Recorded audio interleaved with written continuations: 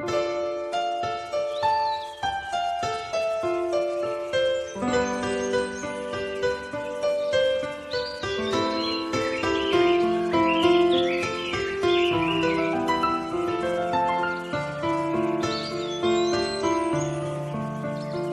family has fled totalitarianism and communism more than once.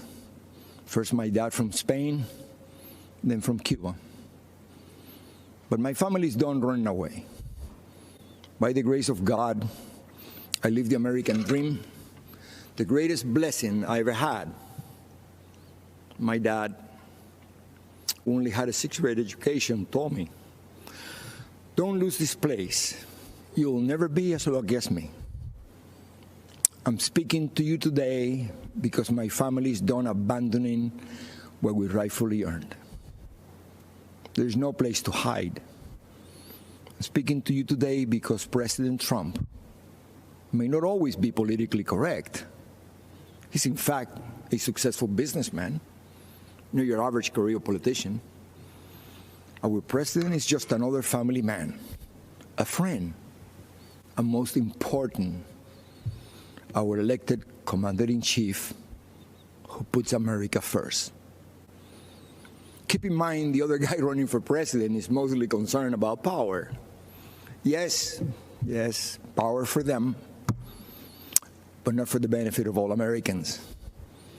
I'm speaking to you today because I have seen people like this before. I've seen movements like this before. I've seen ideas like this before.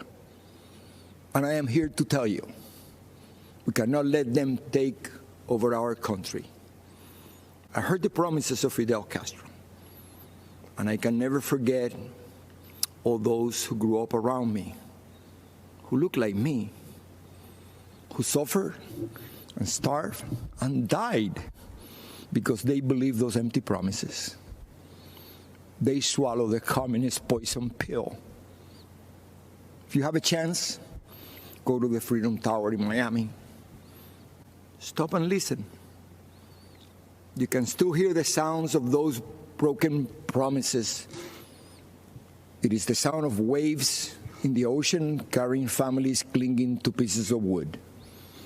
Families with children who can't swim, but willing to risk everything to reach this blessed land. It is the sound of tears hitting the paper of an application to become an American citizen.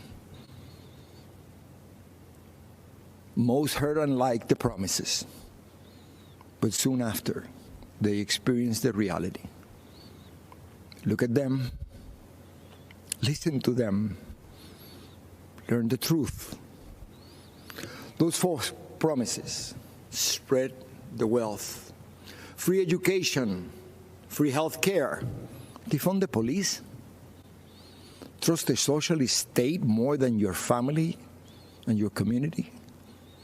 They don't sound radical to my ears.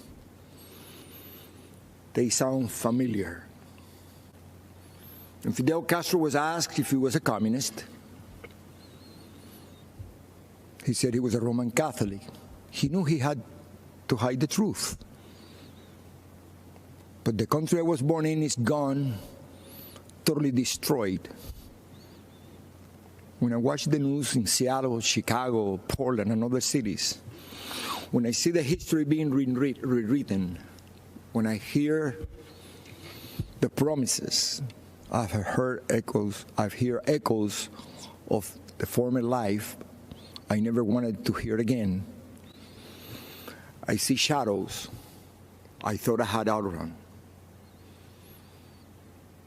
My parents only wanted one person to decide my fate: me.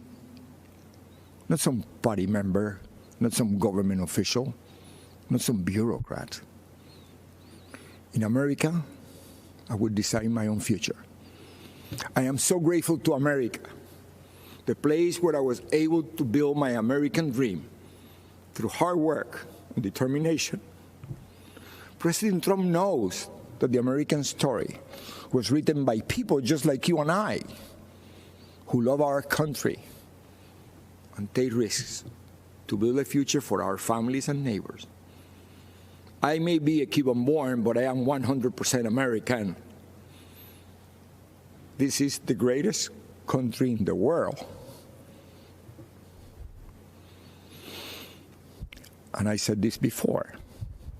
If I gave away everything that I have today, it would not equal 1% of what I was given when I came to this great country of ours. The gift of freedom. Right now, it is up to us to decide our fate and to choose freedom over oppression. President Trump, he's fighting the forces of anarchy and communism. And I know he will continue to do just that. And what about his opponent and the rest of the DC swamp? I have no doubt they will hand the country over to those dangerous forces. You and I will decide. And here's what I've decided. My decision is very easy. I choose President Trump because I choose America. I choose freedom. I still hear my dad.